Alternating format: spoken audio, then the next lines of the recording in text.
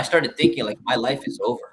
So then I just decided, I remember reading about, just making dua from the Quran. And I'm like, you know what? I just made a dua. I'm like, oh, Allah, I don't even know if you exist. I'm not even sure if you exist. But if you do, and you get me out of this, then, and I'm thinking, what kind of promise am I going to make? So I'm very cautious in my promises, So I said, I'm like, if you do, then I will make a legitimate effort to try to find out whether you really exist or not. That was my promise. So subhanallah, nothing happened. No charges were pressed. Everyone dropped the charges. Never heard Wow. from the police officer again. All surprising. And then it was so tempting to be like, you know what?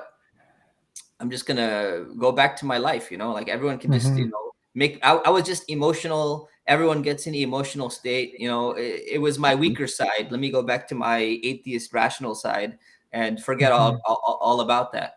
But I remembered when I was reading the Quran in high school, I was like, I remember that part about the people who are on the boat and they get Man, I scared. was just thinking about it. فَلَمَّا نَجَّاهُمْ إِلَى الْبَرِّ. Exactly. So that's exactly That's what was me the going through whole my time. mind. And very little Islam that I knew that story.